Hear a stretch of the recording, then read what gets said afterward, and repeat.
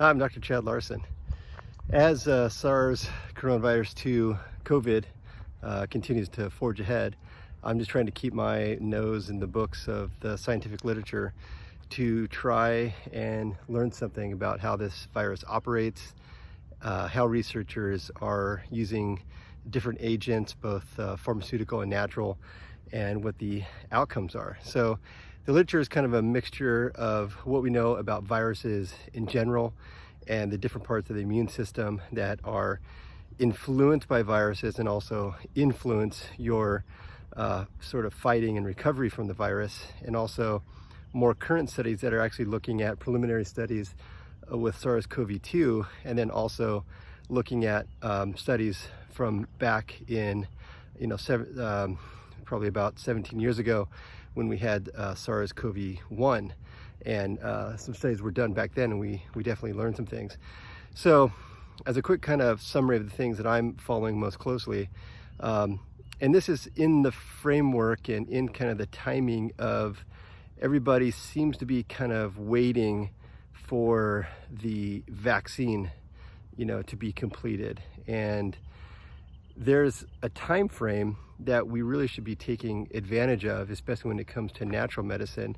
And first of all, the vaccine, as much as we hope it's going to do what a lot of people think it's going to do, it's a very, very, very complicated science, and it's also highly unlikely to not be the magic that everybody's thinking it's going to be.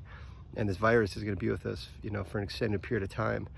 And also not waiting around for basically the repurposing of medications that already exist. And there's lots of medications fall into this category of things that they're looking at and studying, and I'm following that literature as well. And there's some things that I think have promise, but more what I want to talk about in this particular conversation is what we're learning about in the natural medicine framework, because we know that everybody knows now that pre-existing conditions matter when it comes to your immune system and being able to fight something like a virus. So that has to be the centerpiece. Well, I'll talk about some specific strategies in just a moment, but as far as diet, that has to be the centerpiece on everybody's mind. And as difficult as it might be, and it's like a confession session when I'm seeing patients that, their eating is not as good as it used to be. They're consuming more alcohol, and their basic kind of,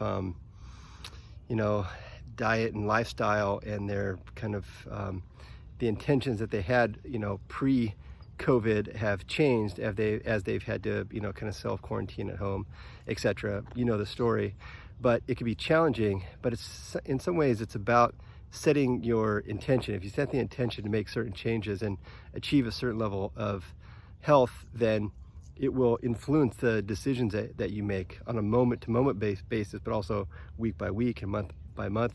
There's some really simple things that you can do, like just making sure that you're really using the overnight time as sort of a fasted period, which is what it's supposed to be. And that's why they call the first meal of the day breakfast, or break your fast. And so it's key to try to extend that period of time, because on average we're consuming in something like a 15-hour eating window per day, and that's only leaving a few hours of just sleep where we're not eating. And there's really, really clear literature. It's very confirmed that if we can just extend that overnight eating period, 12 hours, 13 hours, 14 hours overnight before we have our first meal. You can have coffee, tea, water, that kind of thing, but before we have our first meal, it really has really key changes to your metabolism by doing that. So that's just a very simple thing that you can do in kind of the dietary management side. And also be mindful of your sweets, sugar, refined processed carbohydrate intake, and your alcohol intake. Those are just a couple key things that you can start doing right away. As far as nutritional supplements, and maybe more broadly micronutrients like vitamins and minerals, that really have excellent promise when it comes to COVID-19 and kind of supporting your body for the SARS coronavirus. What we're learning is that there's some nutrients that are kind of rising to the top of potentials. And I should just first preface this with saying that the science is early on this, especially with SARS-CoV-2, but we do have good literature of its effect, of these micronutrient effect on another viruses, including very, very close family members to SARS-CoV-2. So one at the top of the list, I'm putting at the top of the list, not in order at all of any importance, but maybe I'll start with one that is kind of one of the lesser known nutrients. It's called quercetin, Quercetin. Quercetin is a flavonoid nutrient and found in many different foods, onions, apples, several other things, that but it also be found in supplement form, in a concentrated form. Quercetin taken at certain doses have interesting effect in the body. So you'll remember that SARS-CoV-2 is a single-stranded RNA, and as all viruses go, they're not living like a bacteria. They need your own host cells to replicate themselves. And so what they have to do is they have to kind of have a landing station, kind of a parking lot, and then they have to kind of infiltrate your cell. And this requires several kind of components of machinery in the virus to help open up your cell so they can replicate. So the landing station of SARS-CoV-2 is something called the angiotensin converting enzyme 2, or ACE2 receptor. So this ACE2 receptor, it turns out, can also be occupied by this bioflavonoid natural substance called quercetin. So if quercetin is binding that docking station, that makes it harder for the virus to dock to it. So just from a preventative standpoint, that can be helpful. And there's increasing studies about this. There's also some interesting studies about the combination of quercetin with vitamin C. Vitamin C obviously needs no introduction. Everybody knows that vitamin C is good for the immune system in general, but it also has lots of interesting nuances about how it actually works. I'm not going to go into too much detail with that, other than there's an interesting study that showed that vitamin C could help to sort of potentiate the effects of the quercetin. So taking these two nutrients together seems to have some kind of extra therapeutic benefit to it. Also, we know that vitamin C is just great overall for so many different things in the body. It's an essential nutrient, which means that the body doesn't make it and we can't live without it. That's what an essential nutrient means. We can't make it, human body can't make it. Other animals can make vitamin C, making it not an essential nutrient. It's essential for us. We have to get it from an outside source because we don't make it. And also, we can't live without it. So that's quercetin, vitamin C. Zinc, next on the list, it does something very interesting. It was looked at in many other viruses, and it's been found that it does some interesting things. Zinc supports not only, let's just put it this way, two key components of your,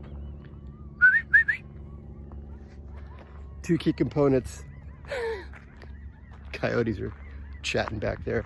I think it's time to move on. Come on, Maya.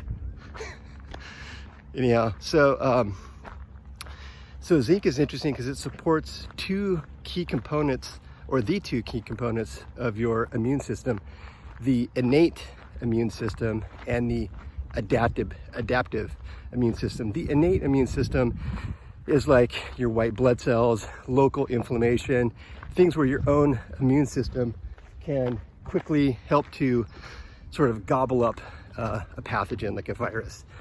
That's the innate immune system. There's also the adaptive immune system, which is much more specific to the actual bug. In the adaptive immune system, your body makes antibodies, makes these specific antibodies that everybody seems to kind of know about now. Everybody's heard about getting their SARS-CoV-2 antibodies tested, which would indicate that they were exposed to the virus.